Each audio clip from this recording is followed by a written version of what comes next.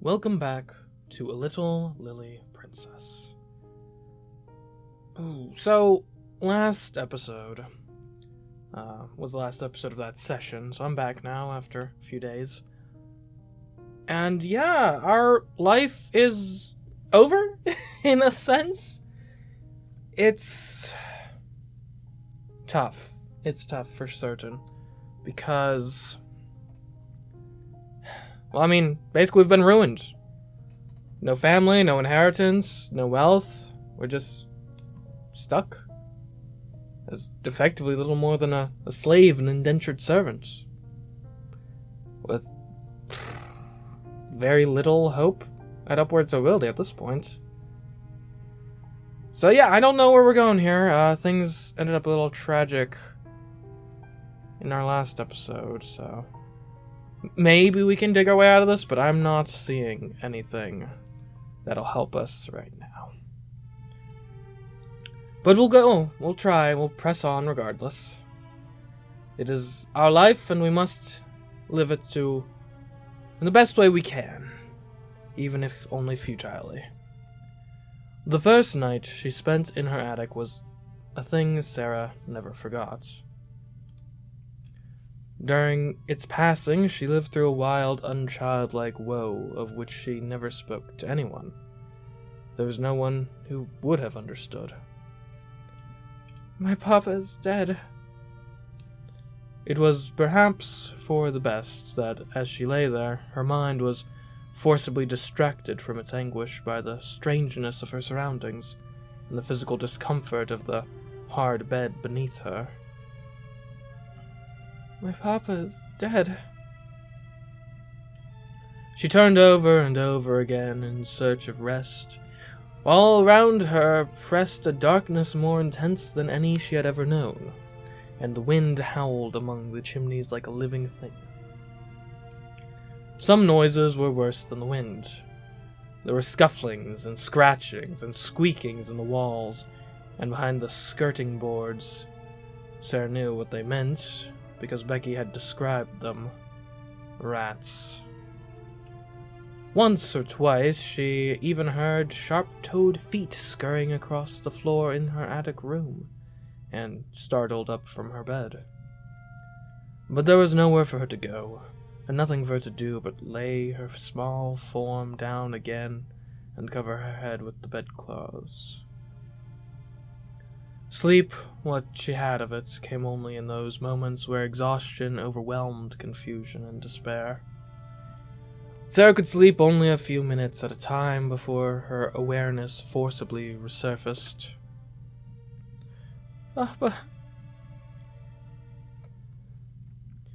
In the morning, her already pale face had been haggard by the night of torment. She passed through the hallway where the students slept. The door to her room stood slightly ajar. Enough for Sara to see that everything had been changed. Her ornaments and luxuries had been removed, and a bed had been placed in a corner to transform it into a new pupil's bedroom. Her presence had been completely wiped away. All in only a night, I suppose. When she went down for the morning meal, she saw that her seat at Miss Minchin's side was now occupied by Lavina, who refused to meet her eyes. "You ought to have been down earlier, Sara, if you wanted any breakfast, that is. You are not a student here, but an employee. You have duties. You must begin as you are to go on. Take a seat with the younger children and see that they keep quiet and do not waste their food." "Yes, Miss Minchin. I must do the best that I can. I must not talk back. This is all that I have." Yeah, it's a tough position, for sure. Because while the circumstance here is terrible, in a certain sense we are being provided a degree of mercy here. And I'm not saying that Miss Minchin is correct in how she's treating us, but she could have thrown us to the streets, which likely wouldn't have been better. Even so, I think a little more decorum. It's certainly at least a transitionary period. Would be nice, even, you know. Okay. Now that Sara is no longer a student, her time is filled with chores, and the kinds of icons she can gather have changed. We have hunger, fatigue, pride, pain, chill, and sorrow. Ah! They're all bad! As before, icons are only converted at the end of the week. Until then, they can be changed or lost by other activities. Plan the order of your activities in order to get the best results for the week. I mean, they all sound pretty bad. But what can we do? We can do kitchen duty to gain some hunger and fatigue. Or potentially fatigue and pain. Or hunger and pride. We could get chill and pain by washing clothes. Or possibly fatigue and chill. Or maybe even, I think that's sorrow and pride. Dust and polish can get us fatigue and pain, fatigue and sorrow, or pride. Running errands can give us 3 cold, or 3 chill rather, a fatigue and a chill, or a hunger and a sorrow. Tending fires, all chill becomes fatigue. Fatigue and sorrow, doubled, or not doubled, but 2 of each. Or 2 pride and 1 pain. I mean, we don't know which we... And these are all kind of bad, so maybe we just want to, like, not get as a lot, but... let's go wide here, I guess. I don't want... So we do kitchen duty. Maybe just 1 of each, right? And see where that gets us. Just kind of go wide. We don't know what of these is beneficial, if any. So, we'll just do all our work. We will do kitchen duty, wash the clothes, dust and polish, run the errands, and tend the fires. Okay, so that's some hunger and pride. And I guess of all of these things, pride seems like the least bad, arguably. Though if we give a bunch of lip, maybe that's going to be bad. In terms of our relationship with, like, Miss Minchin.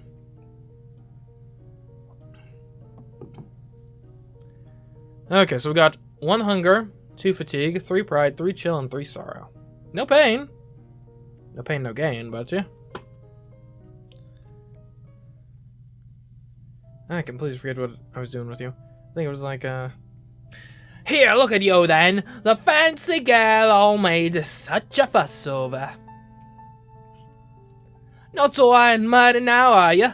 There'll be no more tea and cakes for you, missy, and don't you forget it. Always expecting us folk to serve with a smile, aren't you, ladies? Never thought of how much else we might have to be getting on with. No, it's always yo, yo, yo. Well, see how much you like it then. You're nothing now, missy. Do you hear me? Nothing! Aware, yeah. Say something, why don't you? Please, ma'am. Don't you ma'am me? Ain't none of us ma'am or miss, not down here. That's for the upstairs folk. Please.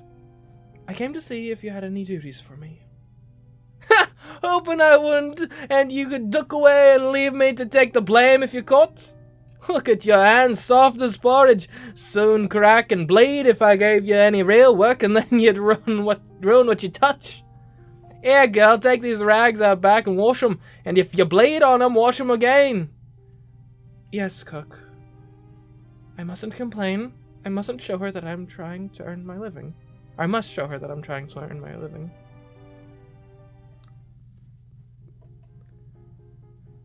No one likes me. Except for maybe Lavina and Becky?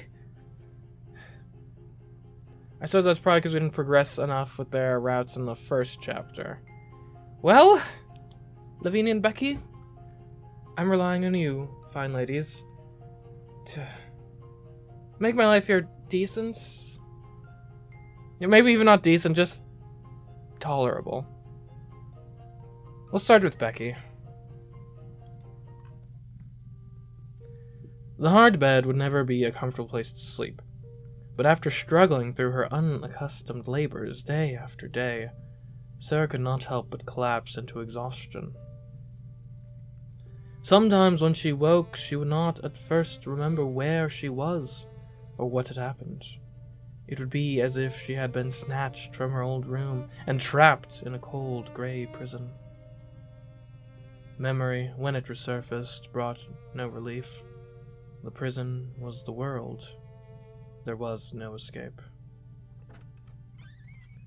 That morning, Sara was roused from her slumber by the squeak of hinges. Someone was entering her room. Becky? It's alright, miss. Come to help you get ready, that's all. You've been such a rich young lady. You've been waiting on hand and foot all your life. And what would you do now without no maid?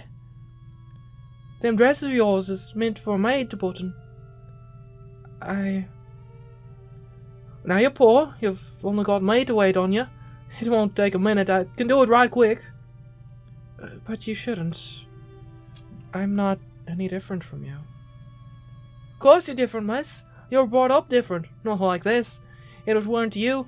It weren't never meant to be like this for you. The missus could have broke it to you more gently. She's like one of them wicked stepmothers in the stories, you know? It wouldn't change anything. I'd still be a pauper. And my papa would still be dead. Let me help you get dressed, miss. She already has so much to do. She shouldn't be wasting her time pampering me. I'm not any better than she is. Despite that twinge of guilt, Sara lacked the energy to protest further. Becky was right. It was much easier to get dressed when she let someone else help her. There, you see? That's much better. Sara essayed a smile as thanks, but her face struggled to find a happy expression. Don't you worry about it, miss. You helped me lots of times. You gave me food and told me stories and made it all seem so much nicer. It's my turn now, ain't it? I can't get you cakes or books, but I can do your room and your dress and anything else you need. I know all you need to know about attics and washing and all kinds of things they help you with. My loyal handmaid. Oh, Becky, I don't deserve you. Sara's eyes gleamed with unshed tears, but she did not speak. Becky patted her shoulder, more sure of herself now that she had asserted her expertise in scullery-maid life. Don't you worry if you don't feel much like talking right now. I know sometimes your art, your trouble should be left alone. Well, if you need to, what even you do need me, I'll be right next door. I'm sorry we can't talk much while we're working, but the missus box our ears for loitering. So don't mind me, miss. If I don't say nothing polite during the day, someone'd be down on us if I did. I always mean please and thank you and beg pardon, but that ain't to say to take the time to say it. All Sara could do was nod. Oh, Becky, if not for you, I think my heart would break for loneliness.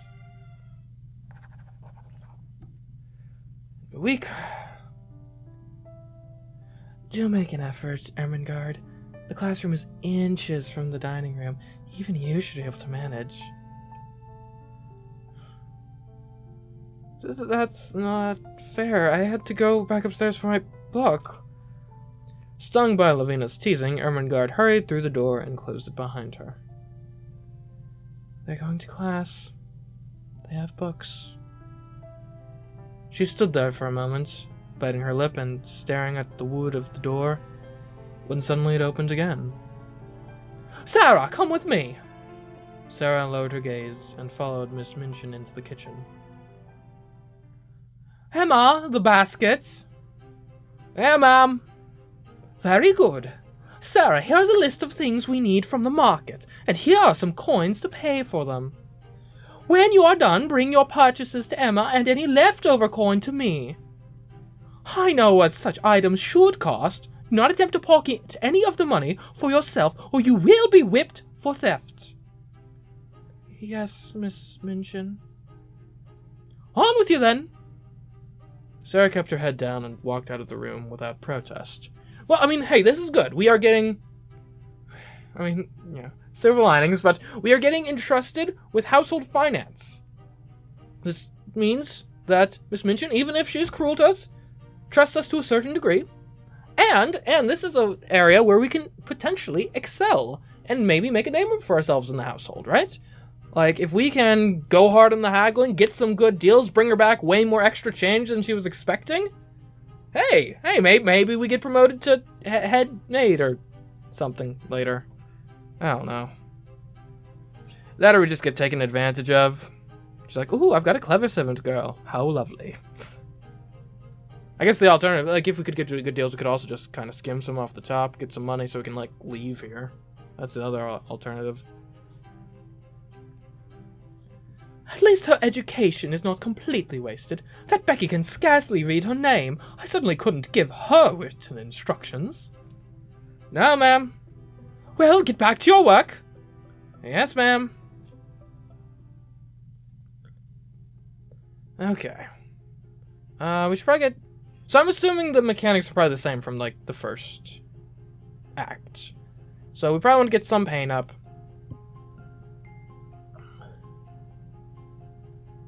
Nothing really specializes in painting. Some dust could be good. We'll run errands twice just for theme. We don't know which of these we need at the moment is the tough thing. 10 fires just can give you a lot, so... Dust polish, 10 those fires.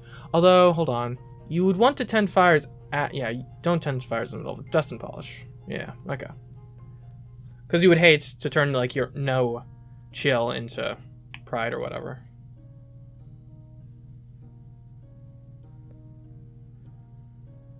Okay, pretty consistent. A lot of fatigue. It's tiring work, that's for certain.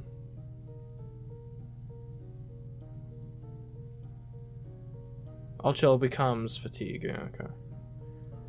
A hunger, 3 fatigue, 2 pride, 1 pain, 1 chill, 3 sorrow. Okay. Hopefully that's a decent week. Ouch, Labby, you're sitting on my hair! Perhaps you ought not to spread it everywhere then. Please, won't you move? I am reading, as you can see. Why don't you move instead? It's not like you're paying attention to your books. You never do. Sara, dusting shelves along the wall, tried not to react to the mention of books. It is none of my business. I must finish this task and return. I can't move because you're on top of my hair. Please, Lavi. Oh, very well. Lavina stood and moved over slightly before sitting again. Suddenly, her eyes gleamed. I think there are one too many shadows in this room. What? Oh no, I was wrong. It is only the scullery girl. Sara turned her head just a bit and looked at Lavina, saying nothing. To think that she was the girl with the diamond mines. She does look an object, doesn't she? Hush. And she's queerer than ever. I never liked her much, but I can't bear that way she has now of staring at her betters without speaking, as if she were supposing something nasty happening to us. Look, I'm not... Especially you children, I'm not upset with you, but I'm just kind of... Like, I'm just lamenting my own status in the world. I'd not waste my time imagining bad things happening to other people. I want you to find them out and try to avoid any mischief they might make for me. If Lavina tripped me or shoved me, no one would care. No one would punish her. She continued to stare at the two girls until Jessie nervously clutched her friend's hand. Come on, let's go and sit in my room instead. The atmosphere would certainly be an improvement. And Sara said nothing.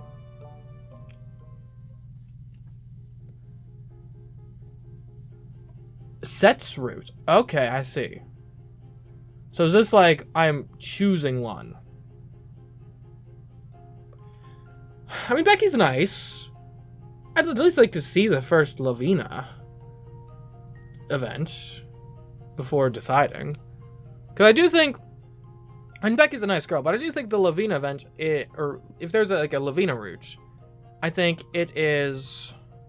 Lavina's interactions was what I was most interested in during the first act, so I'm curious to see that conclude. And B, honestly, like, I mean, Lavina is a girl with, like, actual connections and stuff.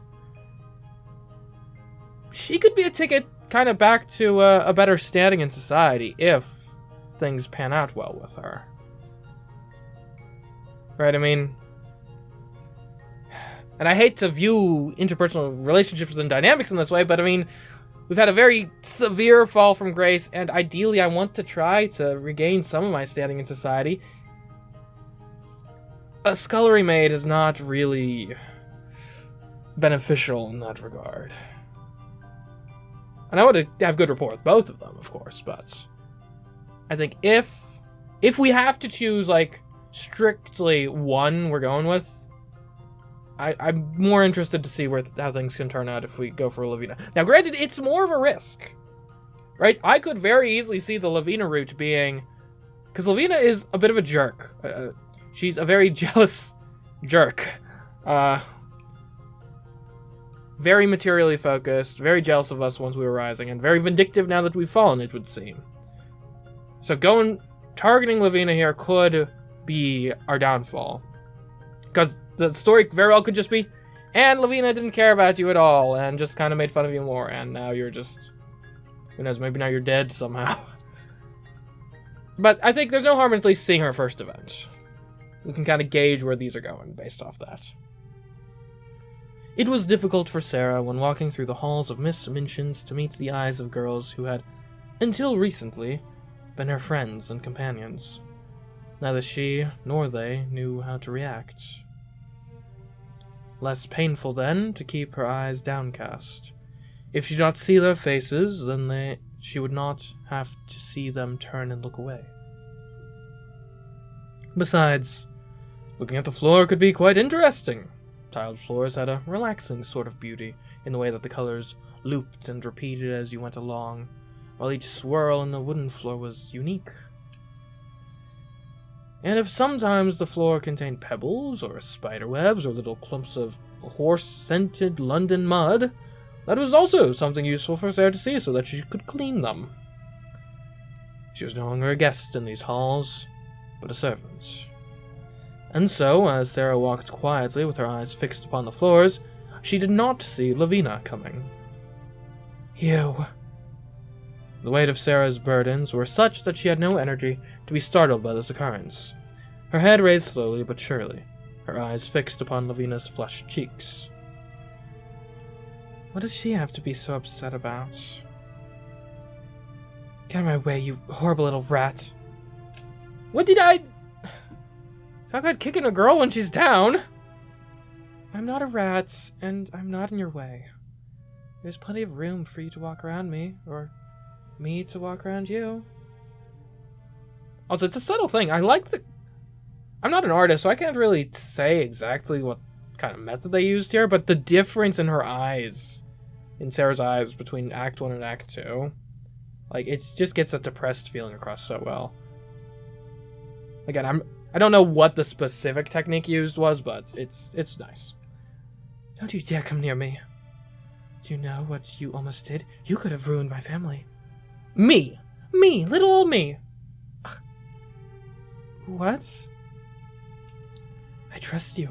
I listen to you. You're a curse. Everything you touch is ruined. I don't disagree with the conclusion, but where's this coming from? That can't be. Why are you even still here? Get out of my sight. It isn't my fault. It can't be my fault. Confused and adrift, Sara reached out her hand to the girl who had once been, if not her friend, then at least her guide in the world of Miss Minchin's society. Lavina recoiled, just as horrified as if a toothless beggar on the London streets had made a grab for the hem of her skirt. Stay away. With that, she ran past Sara, keeping a safe distance, and disappeared into her room. I didn't do anything. It wasn't me. It can't have been me. She put her hand against the wall for support, then snatched it away as if her hand, like a mummy's rotted claw, might despoil the purity of the surface. My papa's dead. My mom is dead. Maybe I am a curse. Maybe it was my fault. There was nothing to be done. There was nothing she could do. Sara walked along the hallway with her head hanging low and saw no one. Okay. Emma, where is Sara? Girl up in the corner there, slacking no doubt. Yo, gal, get up to your feet so the lady can see you. Sara, who had been crouched on the floor, scrubbing the inside of a particularly stubborn pot, pushed herself up. She rose too quickly for a dizzy head, and then had to fight not to wobble where she stood. Yes, Miss Minchin? As you are so gifted with the French language, you will assist the younger students with their lessons. However, you are not to linger about with them. Remember your place and your duties. You are not a friend to those girls. You work for this seminary. You are here to serve them, nothing more. If I catch you telling stories or shirking to gossip with the other students, you will be punished. Is that understood? Well, yes, Miss Minchin, but you do realize you just asked me to teach a language class. Like, having conversations with the girls in French would be one of the most effective ways to reinforce the lessons, ma'am. Especially if I could tell compelling stories that could get them to hang on my every word and really try to understand me, and by virtue and extension, the language itself that I'm speaking and teaching in, ma'am. Yes, Miss Minchin. Good, now get upstairs and air out the bedrooms. Sara nodded and left quickly, before any other unpleasant words could be spoken.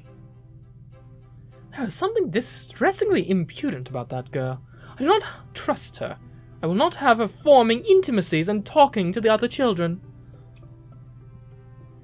Girls that age love a grievance, and if she begins to tell romantic stories about herself, she will become an ill-used heroine, and parents will be given a wrong impression.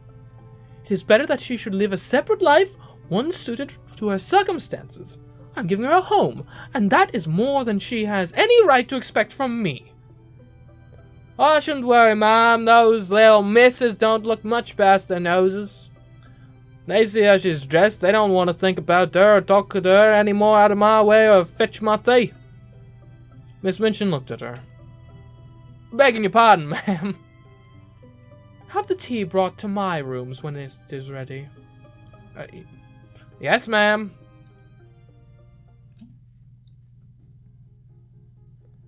Okay, so I think we already had what we needed for our friend. For the maid. One more pain. Bring me to the kitchen. Let me wash some clothes. I don't want to tend fires, necessarily. Oh man, these can build way past 10, I'm realizing now. Huh.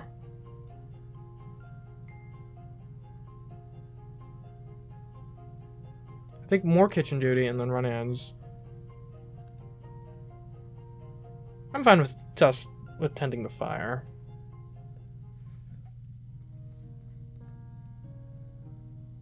Yeah, it looks like I can probably build to maybe around 20, 25. Which actually tells me the statistics here. If we need to build that high, that actually might make this part a lot more tough gameplay-wise than the other part. Which makes sense, it's a tougher life now, that's for certain. Okay, 5 hunger, 2 fatigue, 2 pride, 2 pain, 1 chill, and 1 sorrow. Okay. Gal! Yes, cook. Take this message into town. The address is printed to the envelope, see? They can go. Sara picked up the envelope and hesitated.